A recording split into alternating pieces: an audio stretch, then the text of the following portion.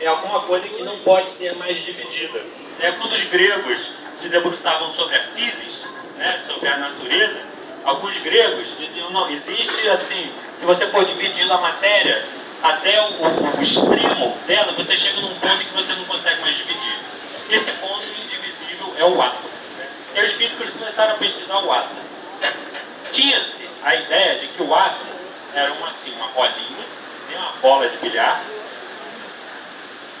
indivisível. Aí, um cara chamado Thomson, no final do século XX, final do século XIX, ele descobre que esse átomo ele tem partes negativas dentro dele. Descobre o elétron.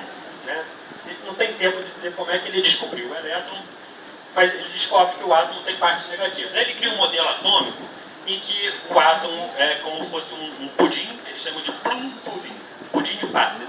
E nesse pudim, ele teria, assim, pequenas cargas negativas incrustadas nele. Cargas negativas. E aí um cara, um grande físico, chamado Rutherford, Ernest Rutherford, ele faz experiências e vê que, na verdade, esse modelo, ele não tem falhas, tem falhas.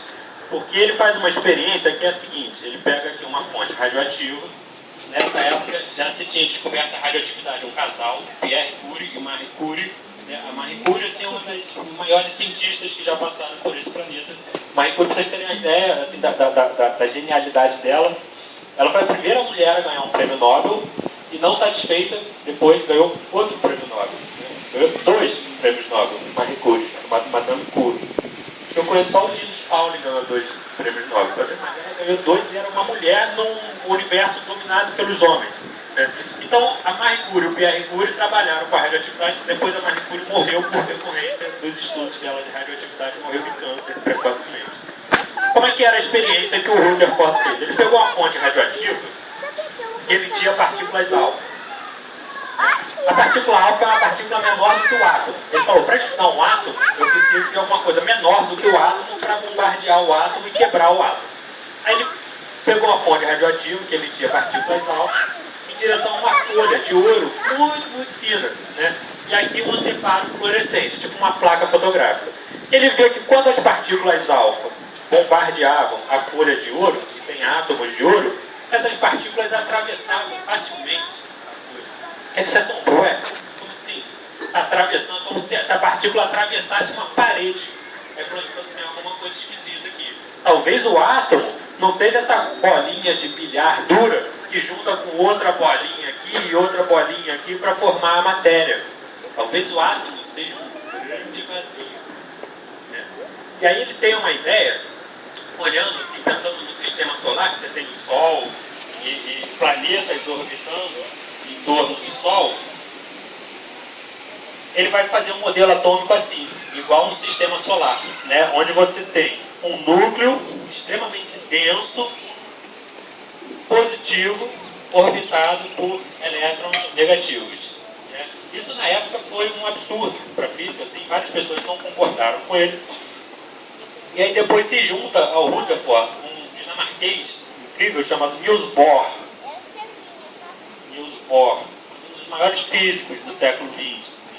Ele e o Einstein, os 2 grandes físicos do século XX. E eles se juntam, o Rutherford e o Bohr, para formar um modelo atômico. Aí entra a parte interessante da história. Aqui é o início da física quântica. Aqui é o nascimento da física quântica. Quando o Bohr se junta ao Rutherford e vão pensar o átomo. Aí começa a aparecer um monte de paradoxos na física que vai virar a física de cabeça para baixo e inaugurar um novo paradigma, que é onde a gente quer chegar. Porque eles dizem que a unidade mínima indivisível da matéria, na sua parte mais elementar, é um grande vazio. É um grande vazio. Eu esqueci a relação de tamanho entre o núcleo... Você sabe? Você é físico? Você sabe qual é a relação assim do Maracanã? Maracanã é onde você coloca a bola. A bola é o núcleo, o Maracanã é onde você tem... Tudo é espaço vazio. E como é que isso aqui é duro?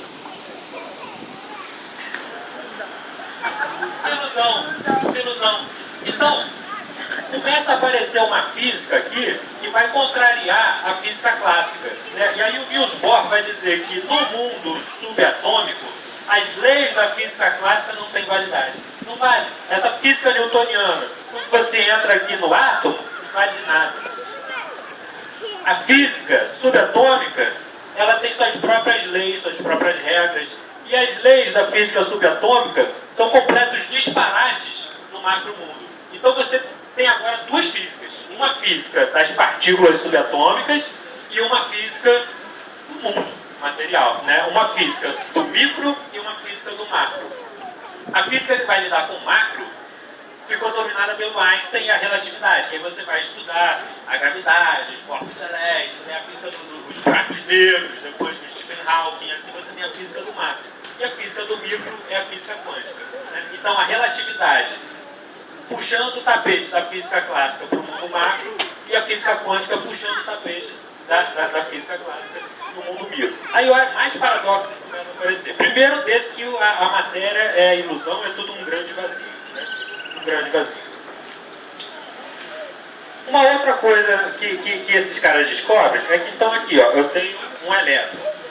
Orbitando aqui eu tenho um elétron. Né? Essa camada em torno do núcleo, ela tem uma determinada quantidade de energia. Se eu forneço energia para esse átomo, né, eu excito esse elétron, e como aqui eu tenho o que o Planck dizia, que aqui você tem uma quantidade fixa de energia, né, o Bohr vai dizer que cada orbital vai ter uma quantidade fixa. Se eu coloco luz, por exemplo, nesse átomo, luz que é energia, esse elétron vai ficar excitado com a luz, vai ficar vibrando mais e ele não pode mais continuar nessa camada. Ele tem que ir para uma camada exterior que comporta mais energia. Agora, pasmem, o elétron não caminha de uma camada para outra. Ele desaparece e reaparece aqui. É o chamado salto quântico. Salto quântico é isso, é quando você fornece energia para um elétron e ele desaparece do orbital dele e reaparece no outro orbital, né? É como se eu tivesse assim, um trem viajando num trilho e esse trem desaparecesse e reaparecesse no outro trilho, que comportasse mais velocidade, por exemplo, né? Isso é o chamado salto quântico. É uma coisa maluca, né? Não sei como é que o negócio desaparece e reaparece no outro lugar. Mas... Aí vai continuando as pesquisas e vem um sujeito chamado Heisenberg, Werner Heisenberg. Né? Isso é tudo na Europa, né? Quem dominava a física quântica era basicamente os alemães, o Niels Bohr na Dinamarca e tinha alguma coisa na Inglaterra. Aí veio o Heisenberg e foi formular o chamado princípio da incerteza. O que é o princípio da incerteza do Heisenberg? Ele vai dizer que se você quiser medir a velocidade de um elétron, por exemplo, você nunca vai saber a posição exata desse elétron.